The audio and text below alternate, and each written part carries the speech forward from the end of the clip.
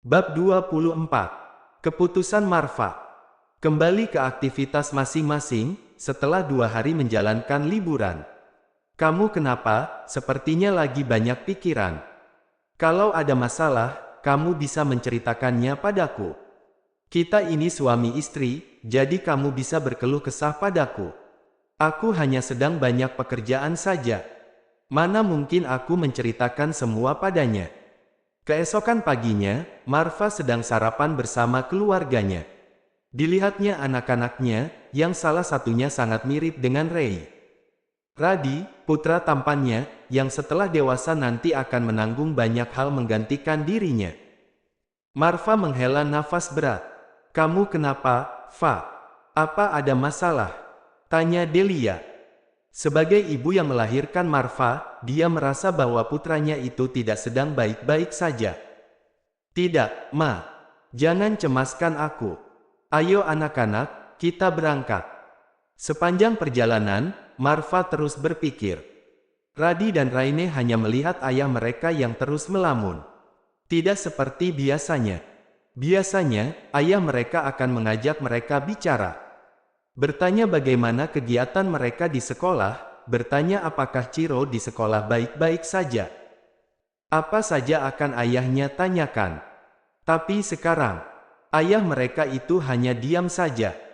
Sesampainya di sekolah anak-anak, mereka langsung turun dari mobil. Rain sayang pada ayah. Sayang banget sama ayah. Raine memeluk Marfa dan mengecup kedua pipinya.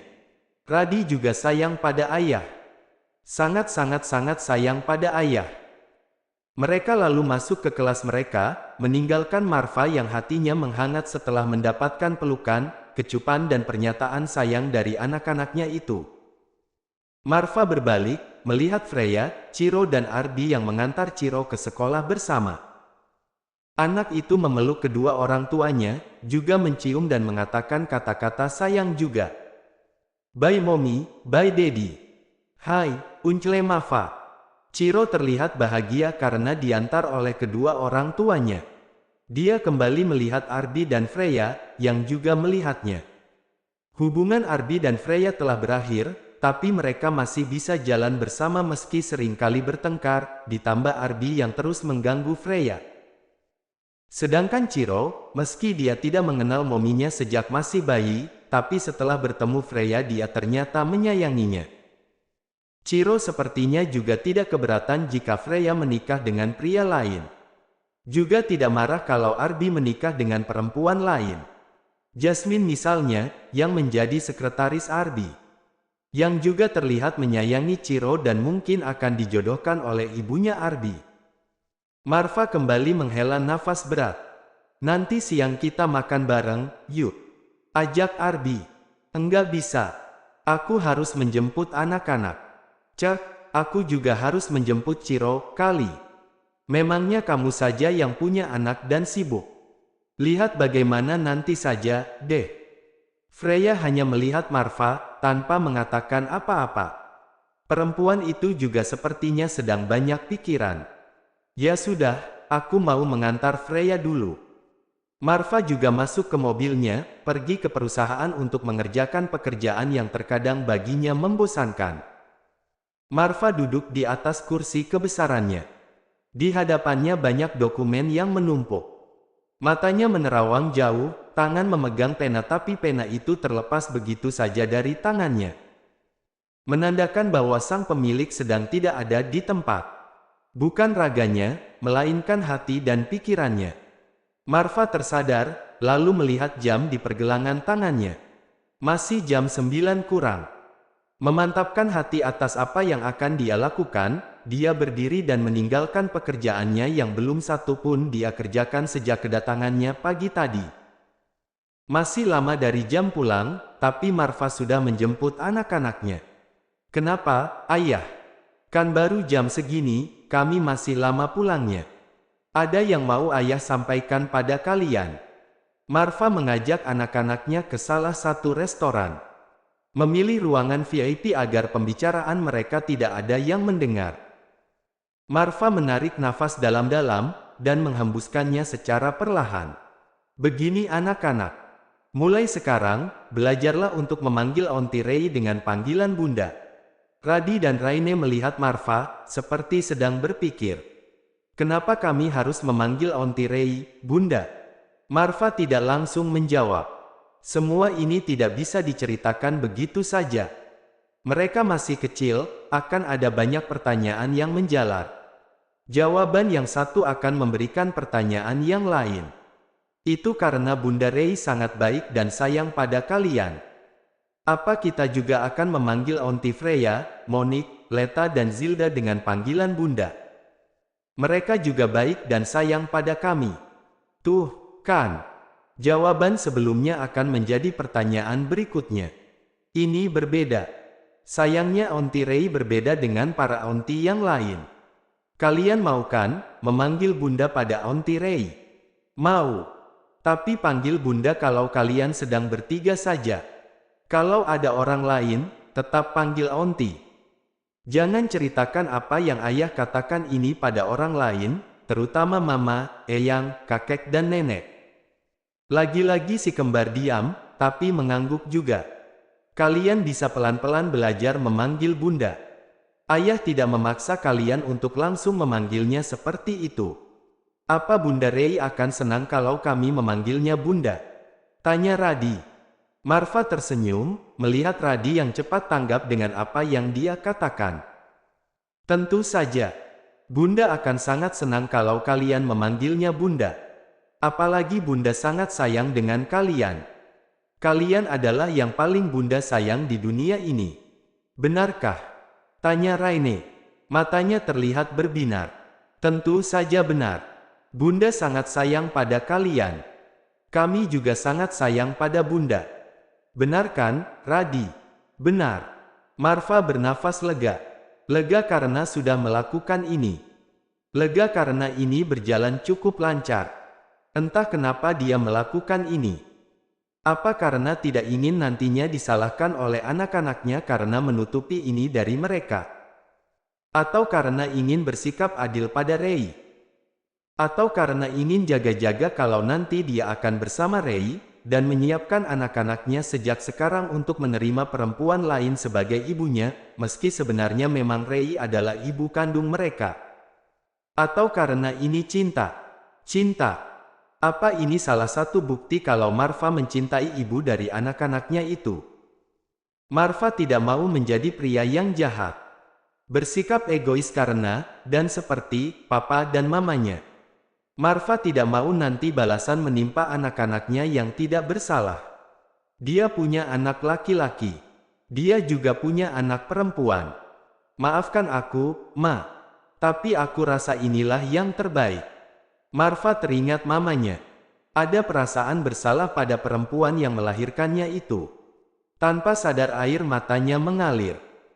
Biar saja dia dianggap cengeng dan lemah jika ada yang melihatnya seperti ini, karena mereka tidak tahu seberat apa beban yang harus dia tanggung sejak dulu. Ayah menangis. Tanya Raine. Bocah perempuan itu lalu mendekati Marva, dan mengusap air mata Marva. Tidak, ayah hanya sedang bahagia saja karena kalian sayang dan mau memanggil Bunda pada Bunda Rei. Jangan menangis lagi, ayah. Kami janji akan selalu sayang pada ayah dan Bunda. Marva melihat anak-anaknya yang sedang menikmati es krim berukuran besar.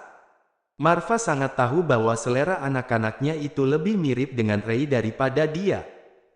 Dia senang banyak hal yang diberikan Rei pada si kembar.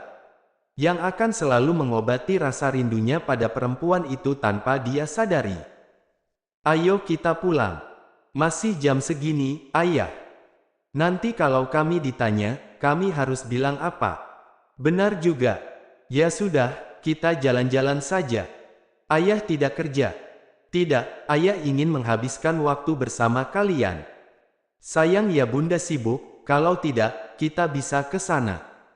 Marva tersenyum. Dia senang kalau si kembar sangat menyayangi Rei.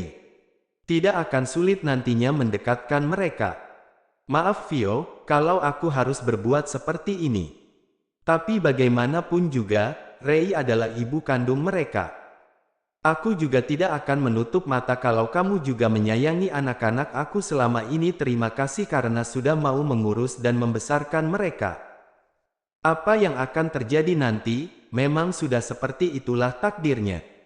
Aku tahu apa yang telah aku lakukan ini akan ditentang oleh kalian. Biarlah sekali lagi aku yang akan menanggungnya. Tidak, tidak semua orang menentangnya. Dia masih punya saudara-saudaranya. Meski hanya sepupu, tapi hubungan mereka juga seperti saudara kandung. Ada Freya dan sahabat-sahabatnya. Marfa tersenyum saat mengingat Freya, mantan istri dari sepupunya itu, yang selalu singit padanya. Tapi Marfa tahu apa penyebabnya, dan bukan salah Freya kalau membencinya, juga keluarganya yang lain. Keluarga Abraham, Arthur dan deretan nama keluarga lainnya. Rara. Suara khas anak kecil membuat Marfa dan si kembar menoleh. Di sana ada Ciro dan tentu saja Arbi. Ciro, kamu tidak sekolah. Kalian juga tidak sekolah. Tadi Ciro menghubungi aku.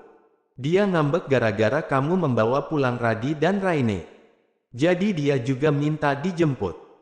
Ciro sedang memakan kue coklat bertabur potongan buah stroberi. Marfa duduk di hadapan Arbi, dan tidak lama kemudian sepupu-sepupunya yang lain datang, termasuk Miko. Kita reuni mbahmu. Baru juga kemarin kita liburan bersama. Mereka memperhatikan wajah Marfa yang terlihat habis menangis. Apa yang akan kamu lakukan? Kami akan selalu mendukung kamu, ucap Iqmal. Kalian saja kali. Aku mah enggak ikutan, sela Arbi. Dasar. Masalahku dengan Freya saja belum kelar. Seharusnya kalian juga memikirkan aku. Kamu tidak perlu perhatian. Arbi hanya mendengkus. Perhatian mereka lalu beralih pada ketiga anak itu yang bisik-bisik. Apa yang kalian bicarakan? Tanya Marcel. Ini urusan anak-anak. Orang dewasa jangan ikut campur, nanti bikin ribet, jawab Ciro dengan bijaknya. Mereka langsung melebarkan mata mendengar jawaban ajaib itu. Apa itu tidak terbalik?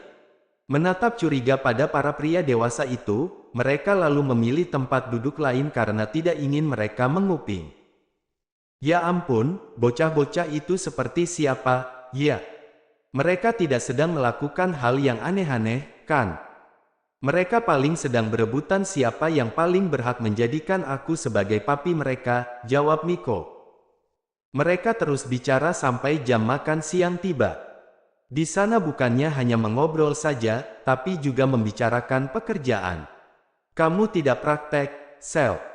Nanti setelah dari sini aku ke klinik. Aku mau ke sana sama Nania.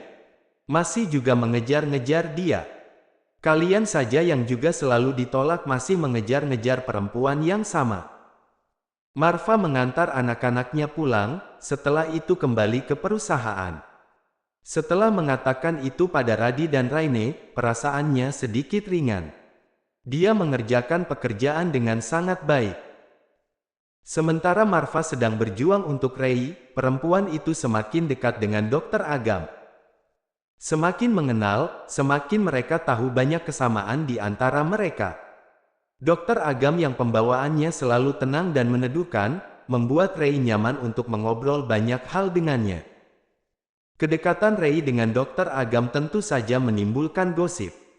Ada yang mendukung, ada juga pastinya yang tidak suka karena Dokter Agam memiliki banyak pengagum. Rei dan Dokter Agam yang juga mendengar gosip itu, hanya senyum-senyum saja. Kamu beruntung memiliki sahabat seperti mereka. Iya, kamu benar. Mereka sudah seperti saudara buat aku. Rasa kagum Rei pada Dokter Agam juga semakin besar. Pantas saja banyak yang menyukai dokter ini, bukan hanya karena tampan, tapi juga kepribadiannya yang baik. Rei terdiam memikirkan masa depannya. Dia berpikir, apa akan ada pria baik yang nantinya akan menerima masa lalunya. Yang rela menikah kontrak demi kesembuhan neneknya. Yang kemudian meninggalkan anak-anaknya begitu saja. Tidak semua orang bisa menerima masa lalu orang lain. Anggap saja pria itu bisa menerima dia apa adanya. Tapi keluarganya, apa bisa menerima dia dengan keikhlasan hati? Calon mertuanya, atau saudara iparnya? Ray sendiri tidak yakin. Dia selama ini memang tidak pernah berpikir tentang pria. Tapi yang namanya manusia, tapi membutuhkan pasangan, untuk menghabiskan masa tua bersama. Dia tidak ingin gagal yang kedua kalinya dalam pernikahan. Meski kegagalan pertama memang sudah dia tahu sejak awal, karena memang begitu kan, isi perjanjiannya. Berpisah. Ray tidak ingin menjadi janda untuk yang kedua kalinya. Ray ingin memiliki keluarga yang wajar. Tidak harus kaya, juga tidak mesti tampan. Sedang melamun apa? Tanya Agam sambil mengusap lembut kepala Ray. Jangan banyak pikiran, nanti kamu sakit. Kita ini dokter, butuh konsentrasi yang tinggi, jangan sampai melakukan kesalahan. Iya, maafkan aku. Kenapa harus minta maaf sama aku? Kalau ada masalah apa-apa, kamu bisa cerita sama aku. Anggap saja aku kakak kamu, atau sahabat, atau apapun itu senyaman kamu. Kalau perempuan lain yang mendengarnya, pasti sudah kegirangan. Bukan berarti Ray tidak senang. Oh ya, aku mau membelikan kado ulang tahun untuk mama aku. Tapi bingung tahun ini mau memberi apa lagi, ya. Sebentar lagi ibu kamu ulang tahun. Iya. Ray terdiam, dia tidak pernah memberikan kado ulang tahun untuk ibunya juga ayahnya. Karena memang tidak pernah memiliki kesempatan itu. Saat neneknya ulang tahun saja, dia hanya berusaha memasak makanan yang lebih enak dari yang sehari-hari dia masak. Meski sebenarnya masakan itu juga sebenarnya masakan biasa saja yang sering orang lain makan sehari-hari. Sepotong ayam goreng. Dokter Agam yang bisa melihat kesedihan di wajah Ray, kembali mengusap rambut perempuan itu. Bagaimana kalau kamu saja yang membelikannya? Anggap saja kamu sedang membelikan ibu kamu kado ulang tahun. Bagaimana, mau ya? Ray tertegun, air matanya mengalir. Mau, aku mau banget. Aku akan memilihkan kado yang bagus untuk mama kamu. Terima kasih banyak, Agam. Ray langsung memeluk erat Dokter Agam, yang dibalas tepukan pelan di punggung perempuan itu. Di sana, di ujung sana, sepasang mata sedang menatap nanar mereka. Aku sedang berjuang untuk kamu, Ray. Tolong bersabarlah sebentar lagi. Aku akan berjuang untuk kamu, untuk anak-anak, untuk kita. Kalau perlu aku akan meninggalkan semuanya agar kita bisa berkumpul bersama. Ray berjalan di koridor, dan tiba-tiba saja ada yang menarik tangannya dan langsung mengasteris-asteris dirinya. Prang! Suara benda yang terjatuh itu membuat Marva melepaskan ciu asteris pada Ray. Maaf, saya tidak bermaksud mengganggu. Perawat itu langsung meninggalkan Marva dan Ray dengan wajah merah karena malu sendiri dengan apa yang dia lihat. Bukankah itu Tuan Marva? Tapi Tuan Marva kan sudah menikah dan memiliki anak. Bukankah Dr. Ray sedang dekat dengan Dr. Agam? Apa mereka sedang selingkuh? Ya ampun, Dr. Ray serakah sekali, mau sama dua-duanya. Mendingan Dr. Agam buat aku saja. Ternyata penampilan memang sering menipu, ya. Aku pikir Dr. Ray itu memang kalem. Ternyata menghanyutkan. Apa yang kamu lakukan, Kamu sudah membuat aku dalam masalah besar. Tidak lama lagi gosip akan tersebar, aku akan dicap sebagai perempuan murahan dan pelakor. Ingat, kamu itu sudah punya istri dan anak-anak. Ya kan anak-anak aku, anak-anak kamu juga, Ray, jawab Marva dengan santai. Dek, Ray terdiam. Ini sepertinya untuk yang pertama kalinya Marva mengatakan Radi dan Raine adalah anak-anak mereka. Jangan bersikap seenaknya, Marva. Kita sudah lama berpisah. Tidak ada hubungan apa-apa di antara kita. Hubungan kita di masa lalu hanya sebatas kontrak pekerjaan. Aku tidak mau ada gosip miring antara kita. Kenapa? Apa karena kamu tidak mau dokter Agammu itu tahu tentang kita? Ini tidak ada hubungannya dengan Agam. Aku tidak suka kamu dekat-dekat dengan pria lain, Ray. Bukan urusan kamu aku dekat dengan pria manapun. Tentu saja ada urusannya denganku, karena kamu ibu dari anak-anak kita. Dan aku sedang berjuang untuk kamu. Tolong tunggu aku dan bersabarlah. Aku akan membuat kamu bisa bersama anak-anak tanpa sembunyi-sembunyi lagi. Ray terdiam. Apa aku salah dengar? Apa dia akan mengakui pada dunia kalau aku adalah mantan istrinya? Rasanya tidak mungkin.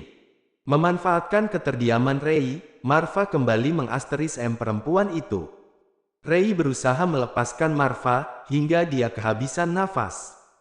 Jangan dekat lagi dengan pria manapun, aku tidak suka. Marva lalu mengasteris-asteris kening dan kembali, lalu pergi. Marva sebenarnya mau mengajak Ray pulang, tapi sekarang Ray masih ada praktek, dan dia juga punya urusan lain. Dasar pria sialan, enak saja dia berbuat seperti itu. Ray mengusap bibirnya yang basah dan bengkak. Lalu memejamkan mata sesaat. Dia harus bersiap-siap dengan gosip yang akan beredar. Dekat dengan dokter Agam saja digosipkan, apalagi ini, tertangkap basah dengan pria beristri, yang juga memiliki saham di rumah sakit ini. Hal yang pertama ingin sekali dia lakukan adalah cerita dengan sahabat-sahabatnya, tempat dia berbagi suka dan duka. Tapi masalahnya yang lain juga sangat sibuk. Freya sedang sibuk dengan kafenya sekarang. Monique dan Leta ada di klinik, sedangkan Zilda juga sedang praktek. Ray teringat saat dulu dia digosipkan jalan dengan seorang pria ke hotel saat masih SMA. Ini akan lebih berat daripada saat itu. Dulu orang-orang hanya bisa menerka-nerka dari penampilan aku saja. Tapi sekarang ada saksinya. Apa nanti yang akan keluarga Arturo lakukan saat tahu tentang gosip ini? Pasti Vio akan langsung datang dan melabrakku. Gara-gara perbuatan Marva yang sama sekali tidak pernah dia duga, Ray menjadi tidak konsentrasi. Untung saja tidak banyak pasien yang datang hari ini. Sampai akhirnya dia pulang dan masuk ke kamarnya, dia tidak melihat ada yang sudah pulang. Pagi harinya dia ingin bercerita pada yang lain, tapi rasanya waktunya tidak tepat karena mereka sedang terburu-buru. Ray tidak semangat untuk bekerja hari ini. Tapi dia juga sadar kalau dia bukan anak-anak yang karena punya masalah di sekolah, jadi malas pergi sekolah. Dia perempuan dewasa yang memiliki tanggung jawab besar pada pasien-pasiennya. Sesampainya di lobi rumah sakit, banyak pasang mata yang menatapnya dengan tidak suka. Belum ada 24 jam, tapi gosip sudah beredar dengan sangat cepat. Tidak bisakah perawat itu menyimpan sendiri saja apa yang dia lihat? Kenapa harus membuka aib orang lain? Belum ada 1 jam berada di rumah sakit, tapi Ray merasa harinya sangat berat. Dia berusaha bersikap biasa saja. Sesekali Ray melihat jam. Menunggu jam prakteknya berakhir. Jam istirahat, Ray harus keluar dari ruangannya, berusaha bersikap biasa saja dan menuju kafe. Ray, kamu mau makan siang? Tanya dokter Agam. Ray mengangguk kikuk. Aku juga. Ayo kita sama-sama. Sementara orang-orang melihatnya tidak suka, dokter Agam justru biasa saja. Dia tidak mungkin tidak tahu, kan? Pasti orang-orang akan berusaha agar dokter Agam tahu dan menjauhiku. Jangan pedulikan omongan orang-orang. Kamu tidak marah denganku. Kenapa aku harus marah padamu? Ray menggaruk tengkuknya, bingung sendiri kenapa dia harus bertanya seperti itu. Dokter Agam yang sangat peka itu, tersenyum. Kalau kamu mau cerita, nanti juga kamu pasti akan cerita tanpa aku tanya. Aku tidak mau menghakimi orang karena tidak tahu apa-apa. Ray tersenyum. Itulah yang dia suka dari dokter Agam, selalu membuat adem orang-orang yang mendengar perkataannya. Dokter Agam tidak pernah banyak bertanya, tapi bukan berarti tidak peduli. Mungkin dia hanya ingin menempatkan posisi di tempat yang seharusnya. Saat ini status mereka adalah teman sekaligus rekan kerja, jadi jangan berlebihan dan keluar jalur. Nanti juga gosip itu akan segera berakhir. Bukannya mau menakut-nakuti, Tapi kamu harus menyiapkan diri saat keluarga Arturo itu tahu. Iya, aku sadar itu. Ayo makan. Kamu masih punya aku dan sahabat-sahabat kamu. Aku percaya kamu tidak mungkin bersikap seenaknya. Kenapa kamu bisa berpikir seperti itu? Feeling saja. Apalagi kita punya banyak kesamaan. Oh ya, nanti malam jadikan, memilihkan kado untuk mama aku. Kamu masih mau aku yang memilihkan kado itu? Iya, dong. Kenapa tidak? Ray tersenyum, beban sedikit berkurang dari dirinya. Dia sadar, masih dikelilingi oleh orang-orang yang baik. Apa Freya dan yang lain juga akan percaya padaku? Brak. Ray dan Dokter Agam tersentak saat ada yang mendobrak meja mereka. Zilda, jangan begitu. Lihat tuh dokter tampan jadi kaget, ucap Leta. Hehehe, maaf ya dokter tampan. Terlalu semangat soalnya. Tanpa permisi, Freya, Monique, Zilda, dan Leta langsung duduk di sana. Kalian pesan saja, biar aku yang traktir. Dokter memang keren, suami idaman, ucap Zilda. Aku juga suami idaman, ucap Marcel, yang tanpa diundang ikut nimbrung di sana.